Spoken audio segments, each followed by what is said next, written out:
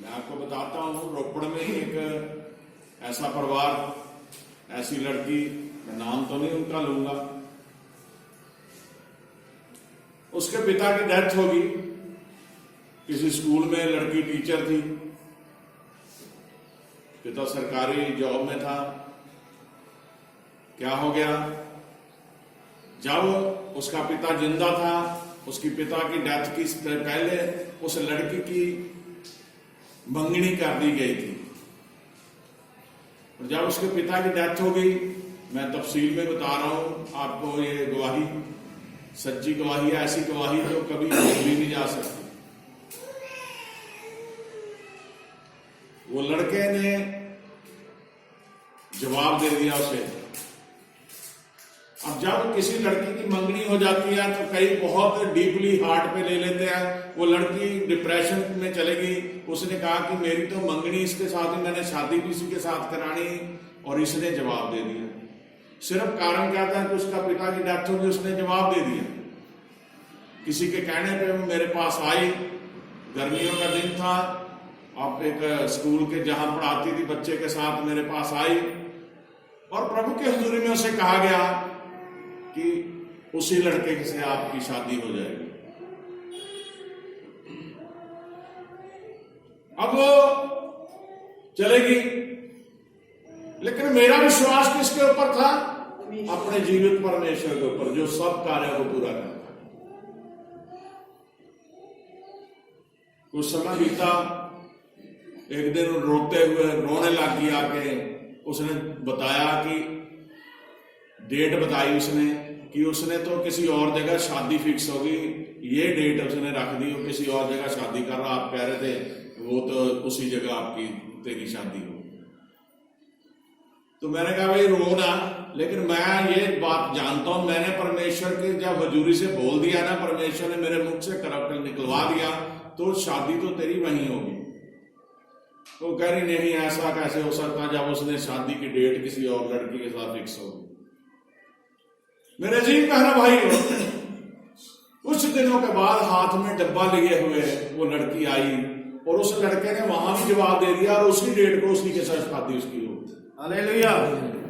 कितना बड़ा चमत्कार है जो जब मैं सोचता हूं उस गवाही को, मेरे जीवन में परमेश्वर ने मेरे मुख से जो बात बलवा दी थी, इसलिए कहा गया कि मैं अपने दास के मुख से निकले शब्दों को गिरने नहीं देता।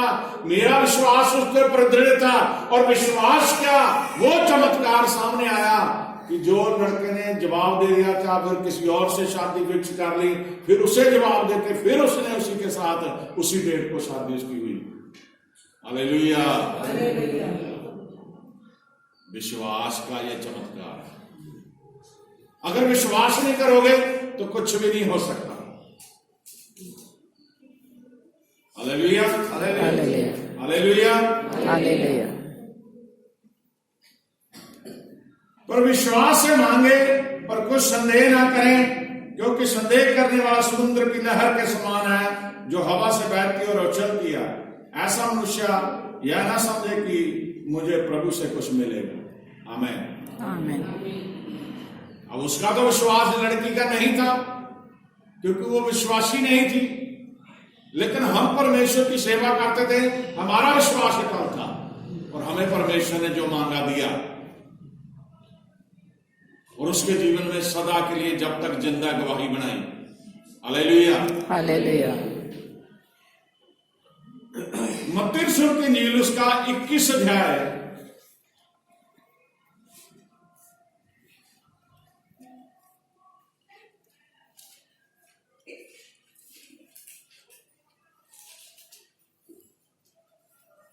की 22 पढ़े।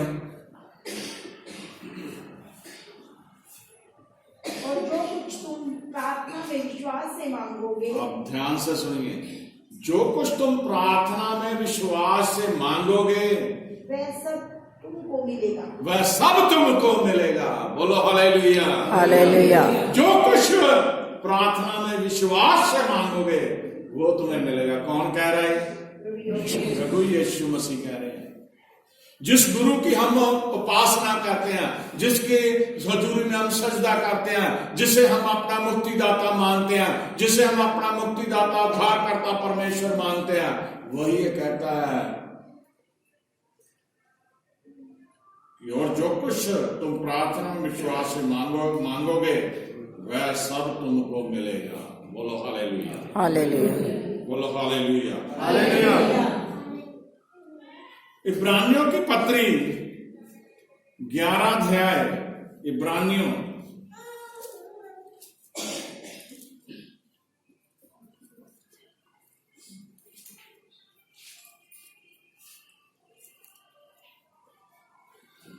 11 अध्याय 11 की 6 पढ़ो। और विश्वास बिना उसे प्रसन्न प्रसन्न करना करना अनहोना है। किसे? परमेश्वर को। यीशु मसीह को। विश्वास के बिना उसे प्रसन्न करना अनहोना है। क्योंकि परमेश्वर के पास आने वाले को विश्वास करना चाहिए क्योंकि परमेश्वर के पास आने वाले को विश्वास करना चाहिए कि वह है और अपने खोजने वालों को प्रतिफल देता है। अपने खोजने वालों को क्या देता है? प्रतिफल देता है। जो परमेश्वर के पास आता है ना, सबसे पहले तो उसे ये पता होना चाहिए परमेश्वर है। Hallelujah, hallelujah. कितने लोग विश्वास करते परमेश्वर है? जब आप विश्वास करेंगे परमेश्वर है, तभी वो मिलेगा आपको, तभी आपकी प्रार्थना सुनी जाएगी, तभी आपको सब कुछ प्राप्त होगा। दोबारा पढ़िए शुरू से इसको। और विश्वास बिना उसे प्रसन्न करना अनहोना है। हाँ, विश्वास बिना उसे प्रसन्न करना अनहोना है। क्योंकि परमेश्वर के पास आने वाले को विश्वास करना चाहिए। क्योंकि परमेश्वर के पास आने वाले को क्या करना चाहिए? विश्वास करना चाहिए कि वह है कि वह है और अपने खोजने वालों को प्रतिफल देता है। अपने खोजने वालों को प्रतिफल देता है। आमीन, आमेन, आमीन, आमेन। 2 कारण मैंने आपको बता दिए प्रार्थना ना सुनने वाली प्रार्थना। तीसरा कारण है, पहला कारण था पाप करके, तभी भी प्रार्थना सुनी जाती। दूसरा था विश्वास ना करके। अब तीसरा भोग विलास के कारण।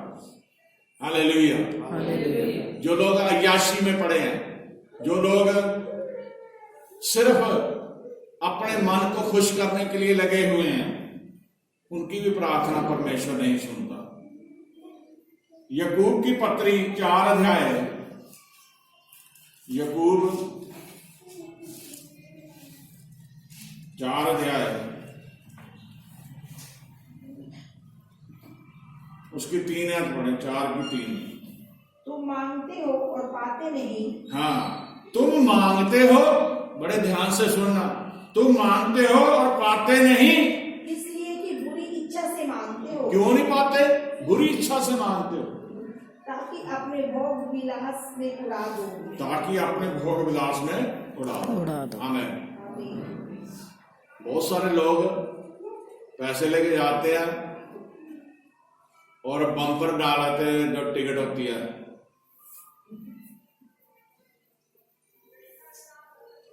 क्या कहते हैं? परमेश्वर को ब्लैकमेल करते हैं। परमेश्वर निकलवा दे, आधे तुझे दे दूंगा। सिर्फ अपनी सहूलियत के लिए, अपने कामों के लिए वो काम करते हैं जो हमें मना किया गया। अगर परमेश्वर ने हमें धन देना तो अपने आप देगा। ये नहीं कि हम उसे कहें कि नहीं तू ये कर दे मैं तुझे दूंगा। तो पहले अपना सोचिए, क्या जो हुक्म है उसका कि आप अपनी कमाई में से दशवां दीजिए। अगर आप वो नहीं दे रहे तो अगर आपको करोड़ों रुपया मिल जाएगा तो आप बेईमान है, पहले बेईमान है, फिर आप कैसे उसको पूरा करोगे?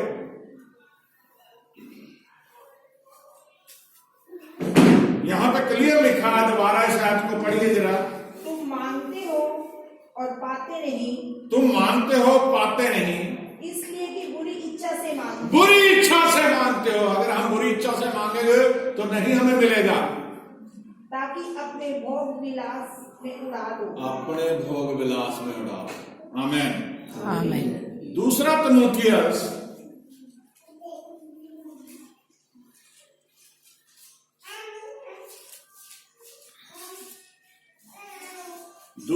तिमोथियस 3 अध्याय,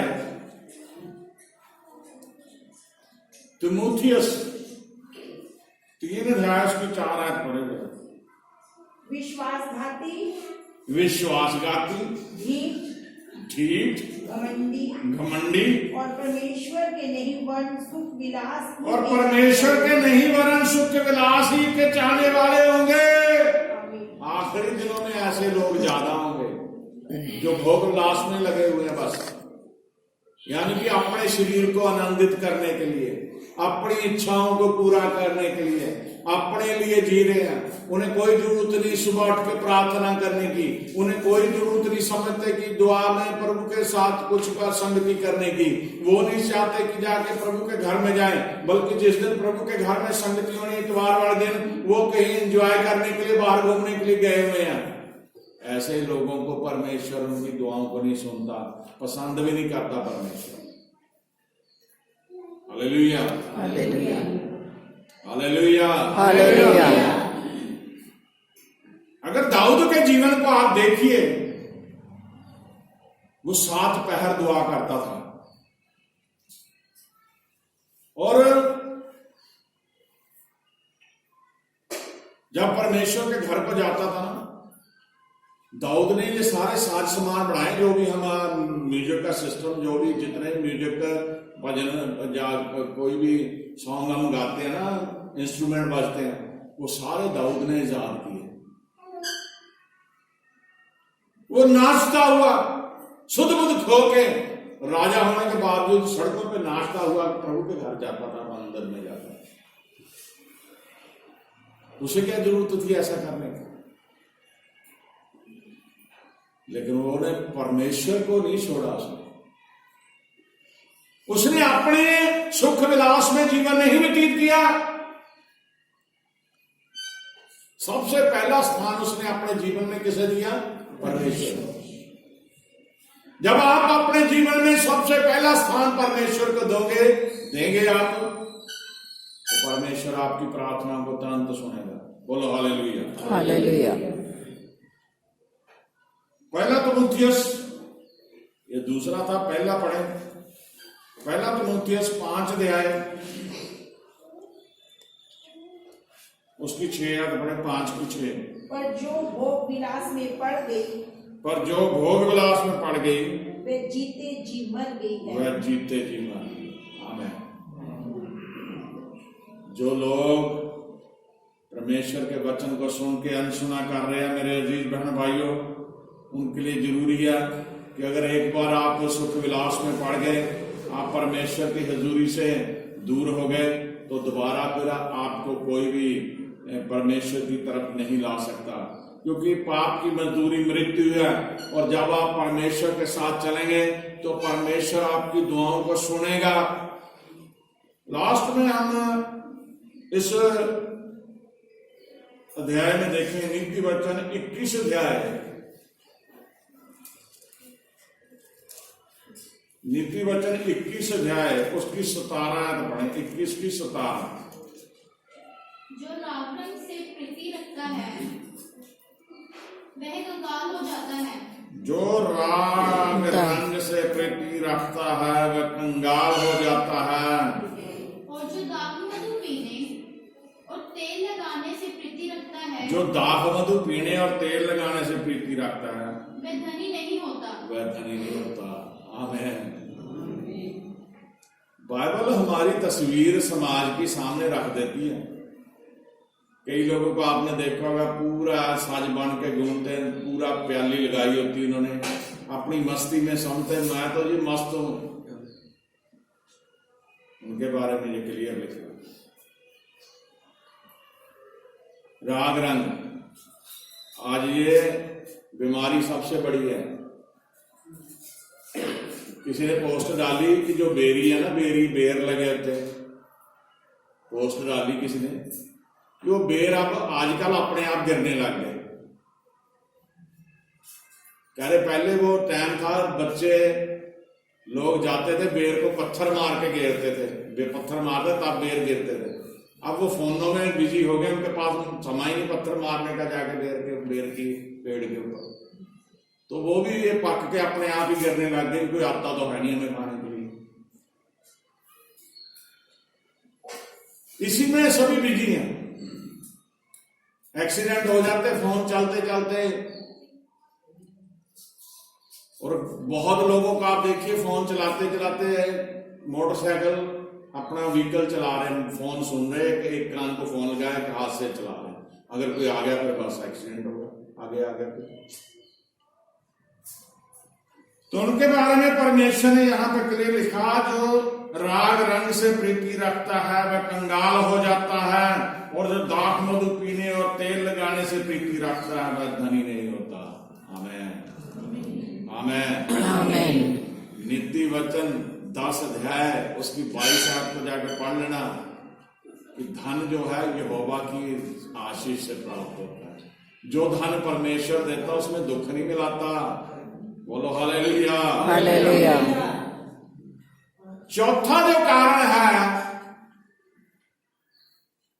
प्रार्थना ना सुनने वाला, वो है घमंड के कारण, हंकार के कारण। हंकार के कारण अय्यूब की किताब 35 अध्याय, अय्यूब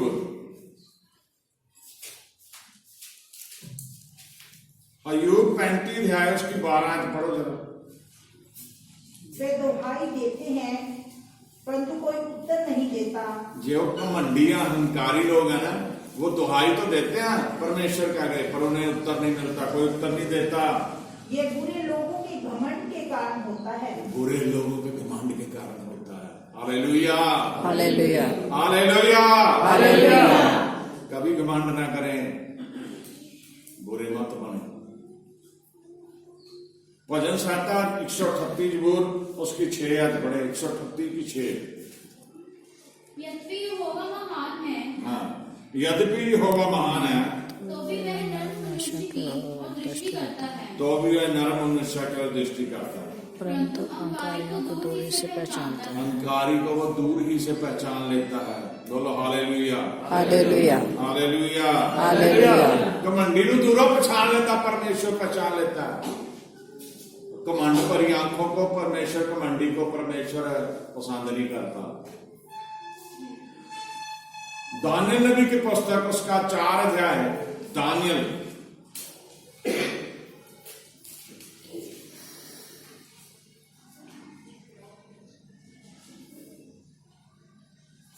दानियल 4 अध्याय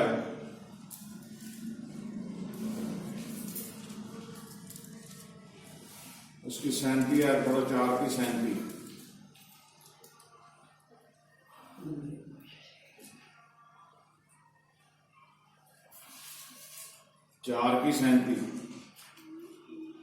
अब मैं नबूकदनेस्सर स्वर्ग के राजा को सहराता हूँ। स्वर्ग के राजा, स्वर्ग का राजा कौन है? परमेश्वर। स्वर्ग के राजा को सहराता हूँ और उसकी स्तुति और महिमा करता हूँ, उसकी स्तुति और महिमा करता हूँ, क्योंकि उसके सब काम सच्चे क्योंकि उसके सब काम सच्चे और उसके सब व्यवहार न्याय के हैं। उसके सब व्यवहार न्याय के हैं। और जो लोग घमंड से चलते हैं उन्हें वह नीचा कर सकता है। जो घमंड से चलते हैं उन्हें वो नीचा कर सकता है। आमीन आमीन। घमंडियों का कोई भी हल नहीं है। कई लोग घमंड करने लगते हैं मेरे पास शक्ति आ गई, कई घमंड करने लगते मुझे तो प्रार्थना करनी आ गई, कई घमंड करने लगते मुझे तो परमेश्वर मेरी सुन लेता है। घमंडियों को परमेश्वर पसंद नहीं करता। अगर हमने घमंड करना तो अपने परमेश्वर के ऊपर करो। Hallelujah hallelujah.